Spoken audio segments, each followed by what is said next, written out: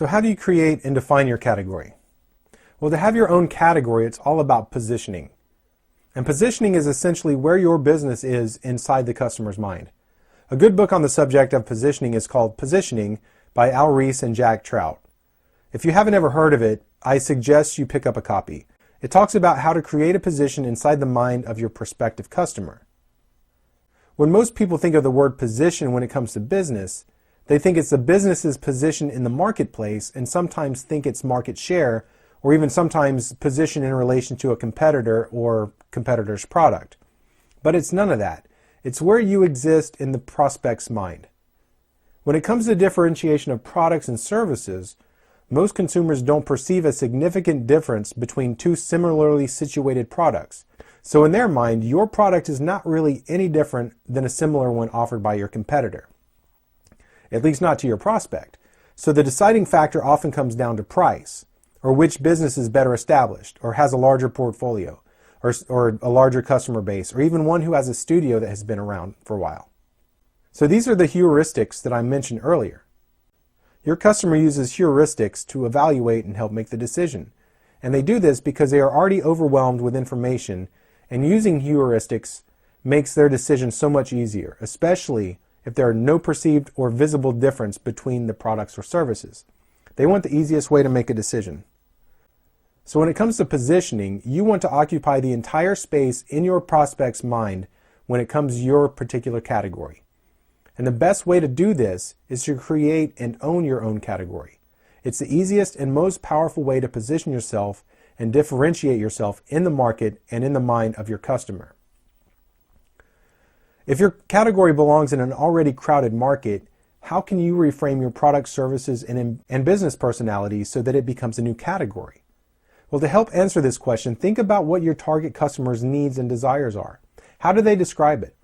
What words can you use to describe your category that parallel the words that they use to describe their needs and desires? Don't think in terms of what you want. Instead, think in terms of what they want. Find the words and phrases with emotional attachment. And be mindful of the fact that your end product or service may not actually be the solution. What I mean by that is that sometimes it just might be the process or procedures that is the solution. It might even be the experience that you provide. So think about it. Why do some women go to the same hairstylist over and over again? Most likely it's not because they do their hair better than anyone else ever could. It's because it's familiar. They're among friends. It's the environment and the experience that they create. So what kind of environment or experience can you create that would put you in a category all your own? Once you have created your category, it's time to give it an identity. Give it a name. Give your category a descriptive name so that your prospects will know what you provide. And be unique with it too, if possible, so it doesn't get confused with other categories. So base it on your style. Don't just call yourself a wedding photographer. Don't just call yourself a portrait photographer. Don't just call yourself a landscape photographer. What are the elements of your specific style that you can use to create your category? Then infuse those words that you use to describe your category into your category. So if you create a name powerful enough and you own that name, it's enough to separate you from any competition. When you create your own category, you become the first in that category. You'll be the first in the prospect's mind, and that's positioning. So once you become successful in your new category, people will copy you. So you'll need to defend your position so that you will have to be the absolute best that you can be and be better than anyone else attempting to copy you. Actually, better yet, be so good that they can't copy you. Let's talk about innovation. Innovation is a crucial concept to keep in mind when creating your category. Think about how you can innovate your product or your service or even your style of shooting that can separate you from the others. Do you already have a unique shooting style? If not, how can you be innovative and create your own unique style? Do you have any unique looks that you use in your photo processing workflow? Are your images immediately identifiable as yours? So here are a few ideas that can help you think about innovation. Anytime someone is innovating with anything, it's usually not directly related to what they are innovating. Now that might sound confusing, so let me explain. When people get ideas for their particular business or industry, those ideas are usually created while observing something completely unrelated to their industry. Most innovation comes from looking at other industries and seeing what those industries are doing, then incorporating some of those ideas into their own industry. But it doesn't really necessarily need to be from an industry or business per se. It can be anything that you get inspiration from on a regular basis. It can be anything. It starts by asking, how can I incorporate this into my photography? Anything that inspires you and you think you could present to your target market that they would love themselves. It's really all about connecting the dots that would otherwise seem unconnectable.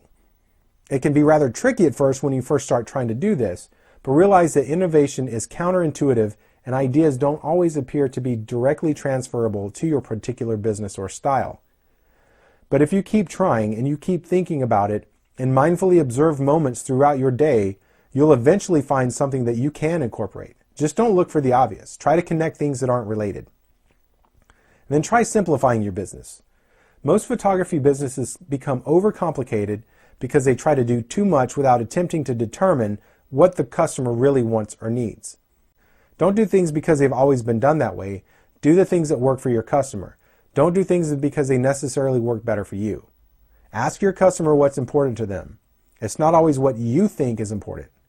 Challenge your assumptions and remove anything that isn't relevant or congruent to your photography. So in wrapping up, I want you to think about the things in this module. What is your business personality?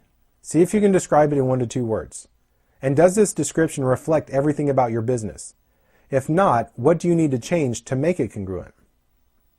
Also, what category does your photography business exist in? Do you have a single niche or do you generalize? If you generalize, can you narrow your service offering? Are you already in your own niche? If you're not, can you be? How can you innovate? What products can you offer that no other photographer is offering? What services can you offer that no other photographer is offering? What value can you offer that no other photographer is offering? And what ideas outside of photography can you incorporate into your photography? What kind of experience can you create that would keep your customers coming back? Think about what it is that your customer values, what they enjoy.